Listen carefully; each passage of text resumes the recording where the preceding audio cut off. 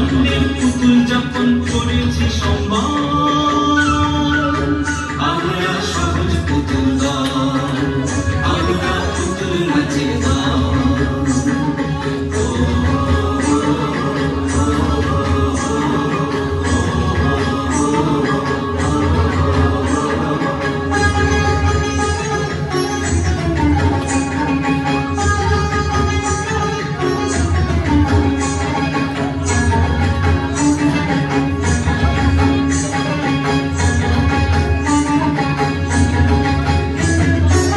নমস্কার বন্ধুরা ও আমার কচি কাঁচা ভাই বোনেরা, আমরা আজ এখানে এসেছি পুতুল নাচ দেখাতে।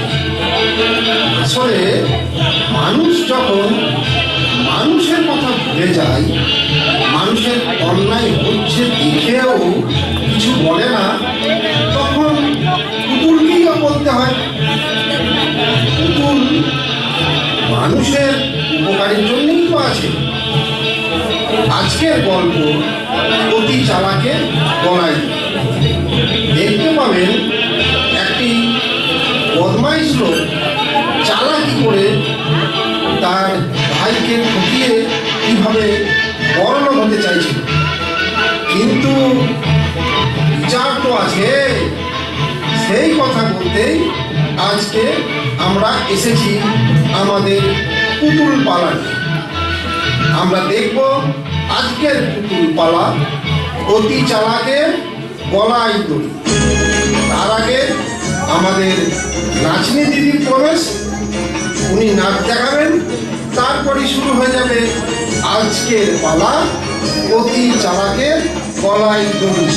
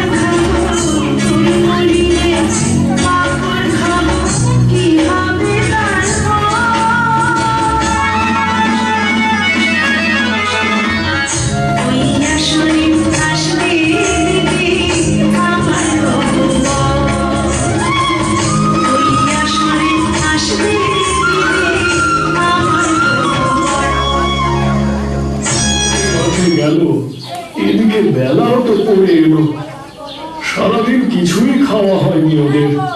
কই এখনো তো এলো না।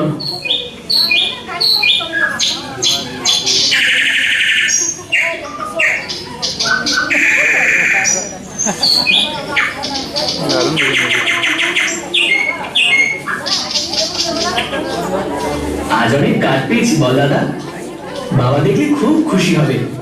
আরে আজকে অন্য দিনের চেয়ে ঢের গুণ বেশি কাঠ পাওয়া গেছে। কি আজ অনেক খেটেছিস? আমায় কিচ্ছু করতে হয়নি, এই গাছ ওই গাছ ঘুরে ঘুরে তুই তো সব করলি। না রে দাদা, আমি থাকতে তুই খাটবি কেন? আমি যতদিন পারবো আমি সব করবো। দে দে দে, এবার কাঠগুলো আমায় দে, সারাটা পথ তো তুই কাঠগুলো বয়ে আনবি। দে দে দে, এবার আমায় দে, দে কাঠগুলো দে।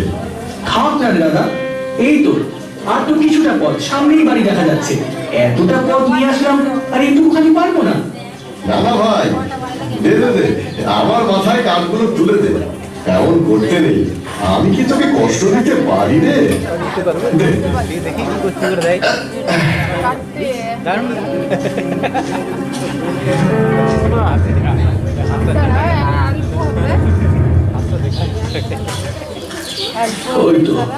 ওই তো দুজনে এসে গেছে। কি চিন্তাটাই না হচ্ছিল। বাবা, জীবন আমার কত ভালো, ছোট ভাইকে না দিয়ে নিজেই বোঝা বইছে। বাবা, কাঠগুলো রেখে আসি ঘরের পেছনে। হ্যাঁ, যাও বাবা, ঘরের পেছনে রেখে এসো। দেখেছো স্বপন, কি সুন্দর রামচন্দ্রের মতো দাদা পেয়েছো। তোমাদের কোনো কষ্ট করতে দেয় না, নিজে কষ্ট করে। অনেক ভাগ্য করলে লোকে এরকম দাদা পায়। না না বাবা, আসলে আমি তো জানি তুমি বলেছিলে ওরে, কিন্তু ওই তোমার বোঝা বইতে দেয়নি। দাদা বলে কথা, দাদাকে ছোট্ট ভাইকে কষ্ট দিতে পারে? যাও এবার ঘরে গিয়ে হাতে মুখে জল দিয়ে কিছু পেটে দাও দেখিনি। সারাদিন তো কিছুই খাওয়া হয়নি। দাদার খাবারটাও বেরো, কেমন? কিন্তু বাবা। আবার কিন্তু কিসে? যাও ঘরে যাও, আর দেরি করো না। ঠিক আছে বাবা।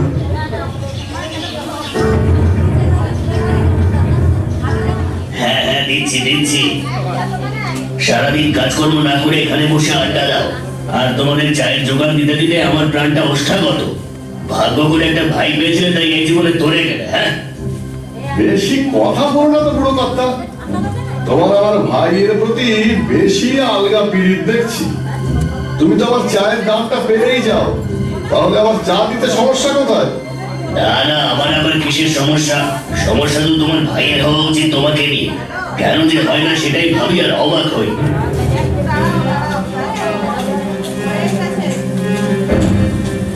দাদা, এক্ষুনি চলো।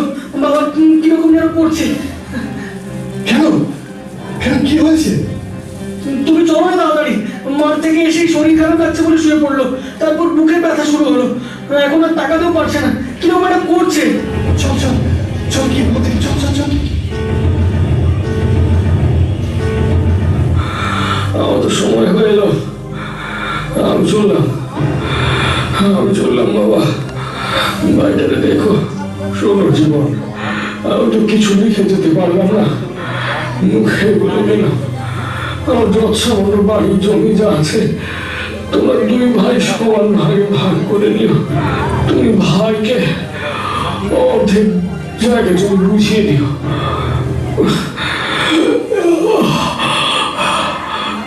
বাবা আমার কোনো সম্পত্তি চাই না বাবা। আমার শুধু তুমি থাকলেই হবে। বাবা জীবন,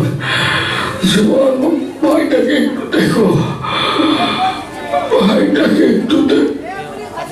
বাবা,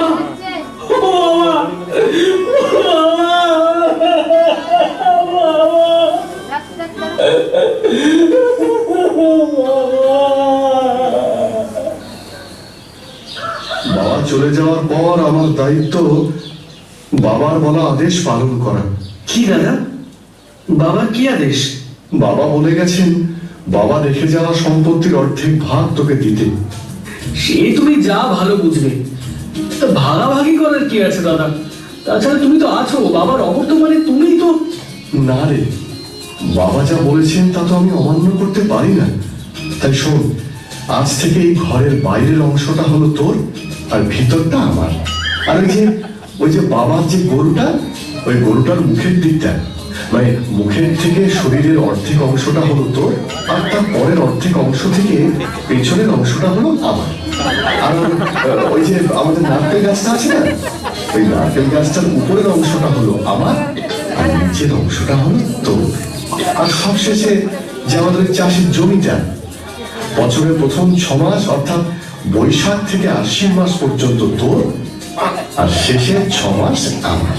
বাবা যেমন বলেছিল অর্ধেক করতে, আমি বাবার আদেশ পালন করে তোকেও সমান অর্ধেক বুঝিয়ে দিলাম।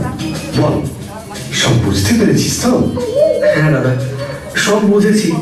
তোমার মতো রামচন্দ্র দাদা আমার মাথার উপর থাকতে আমার কোনো কিছুর অসুবিধে হতেই পারে না। কিরে, কাজকর্ম সব ঠিকঠাক করছিস তো? হ্যাঁ দাদা, তুমি সেই সব নিয়ে কিছু ভেবো না। আমি রোজ ঠিক সময় লক্ষ্মীকে খেতে দিই, ওর গোয়াল ঘর পরিষ্কার করে দিই। আচ্ছা, ভালো করে কাজ করিস।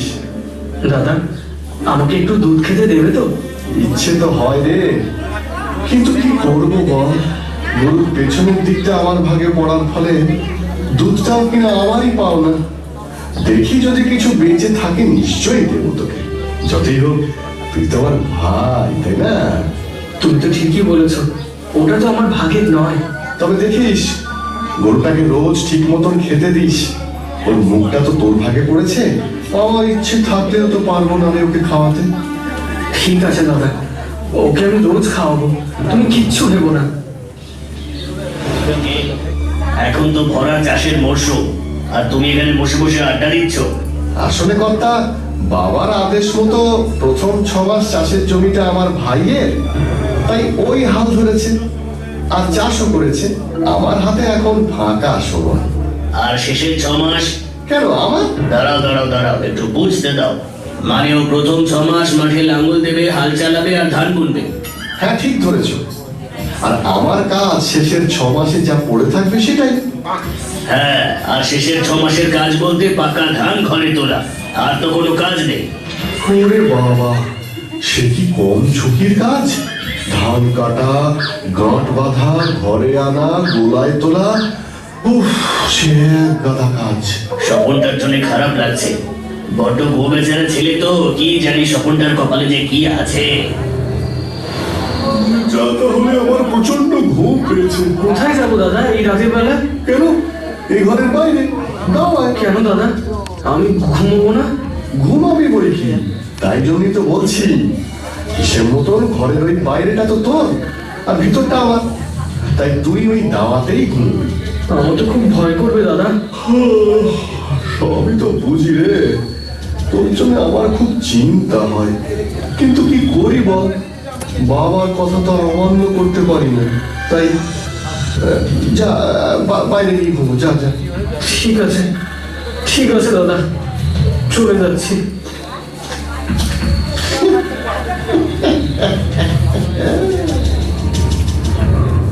স্বপন, বাবা স্বপন। বাবা, বাবা কোথায় তুমি?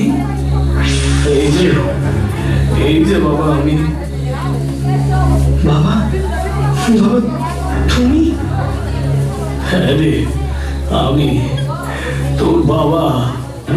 বাবা, বাবা তুমি কেন চলে গেলে? বাবা তুমি কেন চলে গেলে? বাবা কেন চলে গেলে?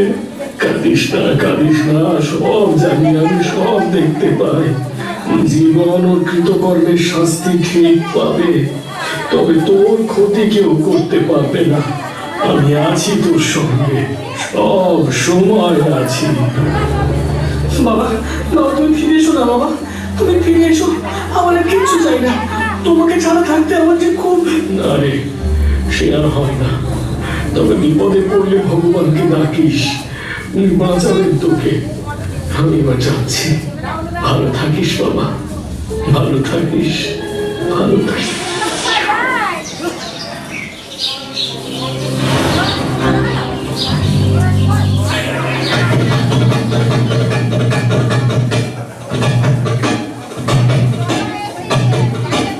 শুনুন শুনুন শুনুন শুনুন সব গ্রামবাসী, আমাদের জমিদার শ্রীযুক্ত রমানাথ সান্যালের মহামূল্যবান 7 হিরে দিয়ে তৈরি আংটিটা গতকাল গ্রাম পরিদর্শনের সময় হারিয়ে গেছে। যে আংটিটা খুঁজে দিতে পারবে তাকে জমিদার মশাই 100 সোনার মোহর ও 10 বিঘে জমি দিয়ে পুরস্কৃত করবেন। শুনুন শুনুন শুনুন।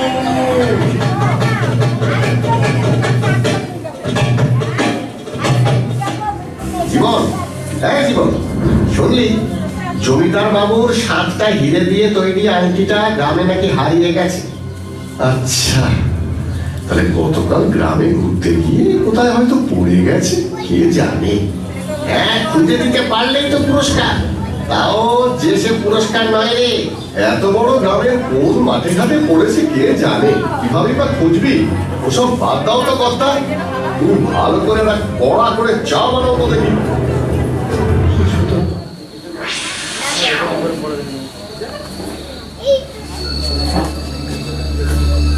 বাবা তুমি? হ্যাঁ আমি তোর কাছে এলাম, তোর সাথে একটা জরুরি কথা আছে। আগে বলো তুমি কেমন আছো বাবা? ভালো আছি। শোন, গায়ের শেষ প্রান্তে যে বড় দিঘিটা আছে, সেই দিঘির সব থেকে বড় মাছটার পেটে জমিদারের 7 হীরের আংটি আছে। গ্রাম ঘুরতে গিয়ে জমিদার যখন দুপুরবেলা ওই দিঘিতে স্নান করতে নেমেছিল, তখনই ওর আঙুল থেকে আংটিটা খুলে জলে পড়ে যায়, আর মাছটা সেটা খেয়ে ফেলে। ঠিক আছে বাবা, আমি তবে যাই।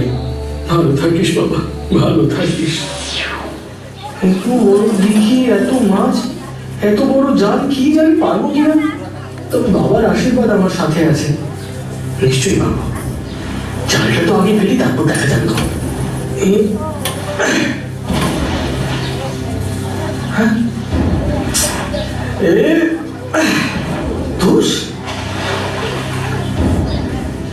দুবার জালটা ফেললাম, কিছুই তো ধরা দিল না। তাহলে আমি কি ঠিক মতো ফেলতে পারছি না? দেখি আরো একবার চেষ্টা করে দেখি।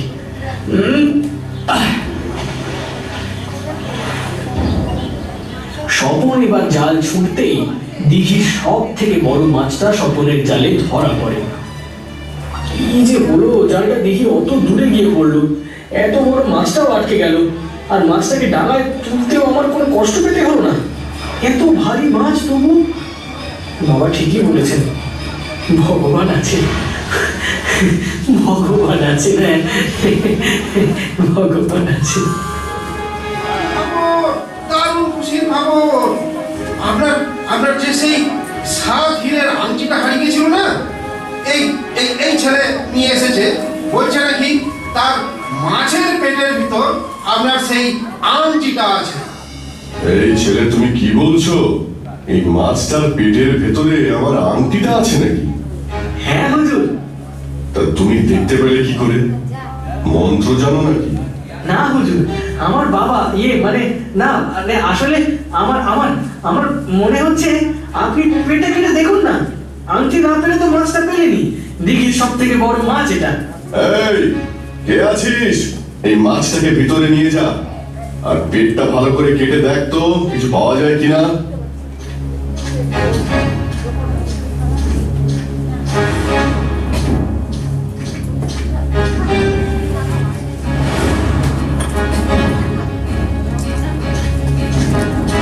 জমিদার বাবু, জমিদার বাবু, এই যে আপনার সেই আংটিটা। হ্যাঁ, কই দেখি দেখি দেখি। সত্যি তো, এটাই তো আমার সেই 7 হীরের আংটি। ধন্য তুমি বাবা, তুমি ধন্য। হুজুর, তাহলে আমার পুরস্কার? পাবে পাবে, আমার দেওয়া কথা মতো 100 সোনার মোহর আর 10 বিঘে জমি তুমি পাবে। কি হয়ে গেল? 100 খানা মোহর, আবার 10 বিঘে জমি। হ্যাঁ, এবার আমাদের কষ্টের দিন ঘুচলো। তোমার আবার কষ্ট কোথায়? ভাই গরুকে খাওয়ায় আর তুমি দুধ দো, ভাই জমি চাষ করে আর তুমি ধান ঘরে তোলো, ভাই ঘরের বাইরে শীত বর্ষা কাটায় আর তুমি ঘরে আরাম করে ঘুমাও। তা বাবার তো সেই রকমই আদেশ ছিল কর্তা, এবার আমার ইচ্ছে মতো পুরস্কারটা অর্ধেক করতে হবে। মানে 50 খানা মোহর আর 5 বিঘে জমি তোমার হবে? হ্যাঁ গো কর্তা, করতে তো হবে, কি আর করা যায় বলো। হ্যাঁ, বাবার আদেশ বলে কথা, নিজেরই তো ভাই, তাকে তো আর ঠকাতে পারি না। বাবা যে স্বর্গে বসে কষ্ট পাবে।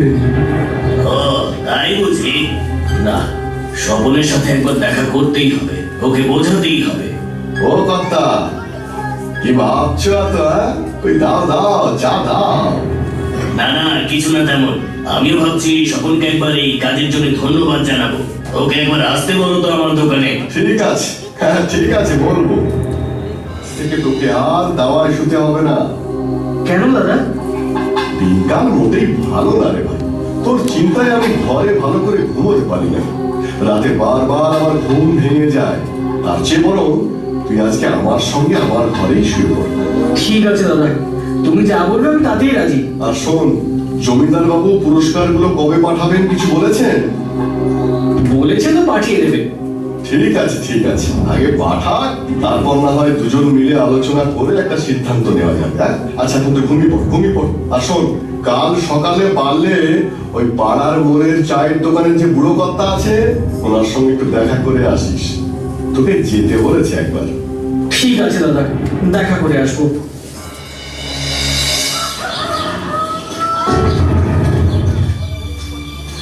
কথা মশাই, আপনি আমায় ডেকেছিলেন নাকি? দাদা বলবে গতকাল। আরে স্বপন যে, বসো বসো। বসো, একটু দরকারি কথা আছে তোমার সাথে। বলুন না কথা মশাই। শোনো স্বপন, গুরুদাস নেই তো কি হয়েছে, আমি তো আছি। আমি তোমাকে যেই মতো বলবো সেই মতো কাজ করো, তাহলেই দেখবে ওই জীবনটা উচিত শিক্ষা পাবে। আপনি দাদার কথা বলছেন কথা? হ্যাঁ, তোমার দাদা, নিজের দাদা। হ্যাঁ শোভন, তোমার নিজের দাদা তোমায় বোকা পেয়ে যে হারে দিনের পর দিন তোমার সাথে অন্যায় করছে সেটা আমি আর দেখতে পারছি না, তাই আমি তোমায় ডেকে পাঠিয়েছিলাম। কর্তা, আপনি আমার বাবার বিশেষ বন্ধু ছিলেন। বাবা আপনার সাথে কথা না বলে কোনো সিদ্ধান্ত নিতেন না। বাবার অবর্তমানে আপনি যা বলবেন আমার ভালোর জন্যই বলবেন, সে নিয়ে আমি নিশ্চিত। কি কাজ করতে হবে বলুন, আমি তাই শুনবো। তাহলে শোনো,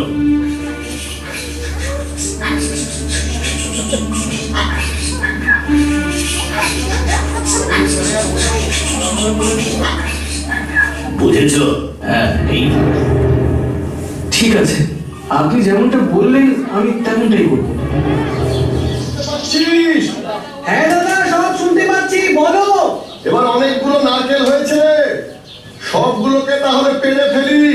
তুমি পারতে থাকো দাদা, আমি গাছের গোড়াটা কেটে ফেলি। কি বলছিস রে? তাহলে তো আমি পড়ে যাবো। আমি গাছের উপরে আর তুই গোড়া কেটে ফেলবি? হ্যাঁ, আমাকে মারতে চাস নাকি তুই? না দাদা, গাছের নিচের অর্ধেক তো আমারই, তাই ভাবছি ওইটুকু কেটে ফেলবো, আমার আর দরকার নেই। তুমি ওপরের অর্ধেকটা নিয়ে থাকো না, ওটাতে আমি হাতও দেবো না আর কাটবো না।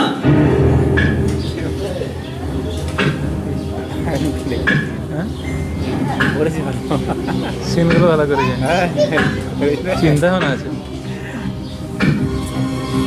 শোভন, তোর কি মাথা খারাপ হয়ে গেছে নাকি রে? এইরকম ভাব কোনোদিন হয় নাকি? কেন দাদা, এইরকম ভাগ করা তো আমি তোমার থেকেই শিখেছি, কেন মনে নেই? ঘরের বাইরের দাওয়ার অংশটা আমার আর ভেতরটা তোমার, গরুর মুখের দিকটা আমার আর তারপরের অর্ধেক অংশ থেকে পেছনের অংশটা তোমার। তাই গরুকে খাওয়ানোর দায়িত্ব আমার হলেও গরুর দুধের অধিকারী তুমি, সেটার আমার কোনো ভাগই নেই।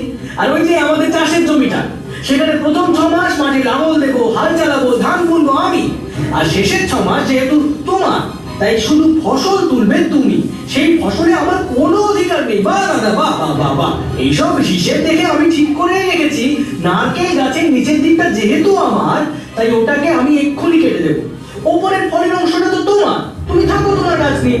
এই না রে ভাই, আমারে ক্ষমা করে দে ভাই, আমি সব বুঝেছি।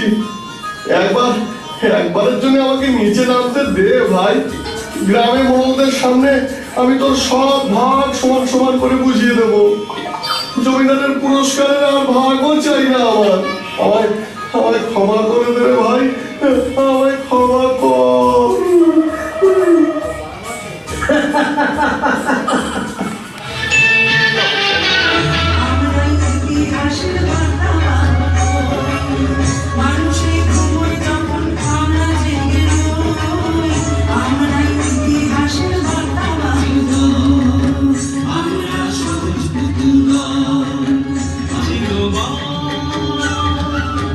আমরা সহজ পুতুল দল, আমরা পুতুল নাচে